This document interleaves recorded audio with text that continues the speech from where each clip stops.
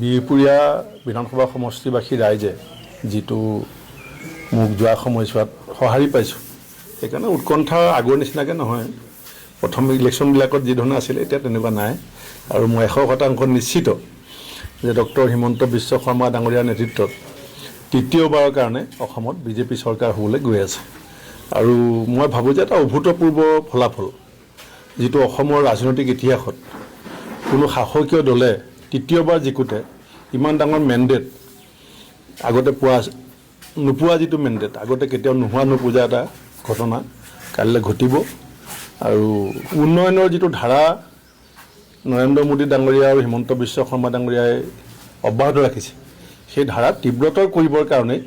অসমৰ ৰাইজ এবাৰ একত্ৰিত হৈছে। নিশ্চিত মই ইতিমধ্যে কৈছোঁ যে 90খনতকৈ বেছি আসন বিজেপি তথা NDA লাভ কৰিব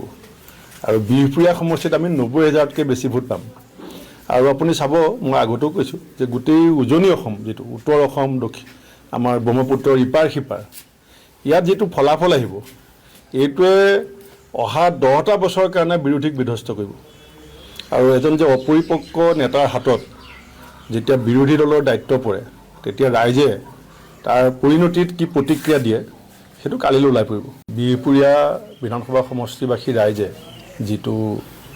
মোক যোৱা সময়ছোৱাত সঁহাৰি পাইছোঁ সেইকাৰণে উৎকণ্ঠা আগৰ নিচিনাকৈ নহয়। প্ৰথম ইলেকশ্যনবিলাকত যি ধৰণে আছিলে এতিয়া তেনেকুৱা নাই আৰু মই 100% নিশ্চিত যে ডক্টৰ হিমন্ত বিশ্ব শৰ্মা ডাঙৰীয়াৰ নেতৃত্বত তৃতীয়বাৰৰ কাৰণে অসমত বিজেপি চৰকাৰ হ'বলৈ গৈ আছে আৰু মই ভাবোঁ যে এটা অভূতপূৰ্ব ফলাফল যিটো অসমৰ ৰাজনৈতিক ইতিহাসত কোনো শাসকীয় দলে তৃতীয়বাৰ জিকোতে ইমান ডাঙৰ মেণ্ডেট আগতে নোপোৱা যিটো মেণ্ডেট আগতে কেতিয়াও নোপোজা এটা ঘটনা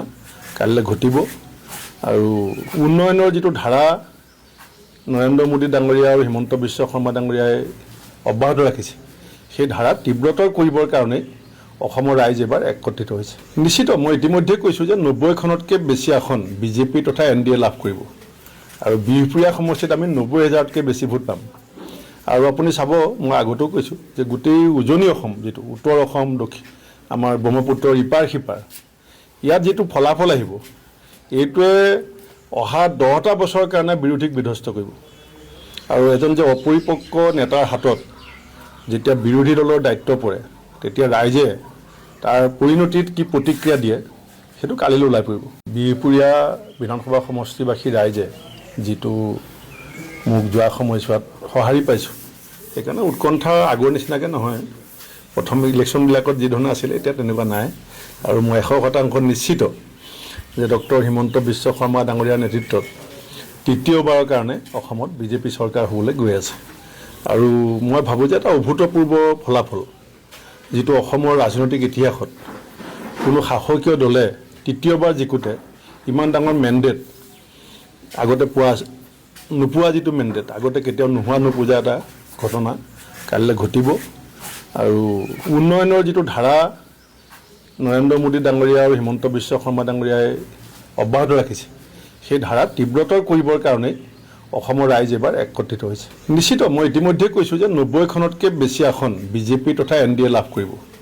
আৰু বিহপুৰীয়া সমষ্টিত আমি 90,000তকৈ বেছি ভোট পাম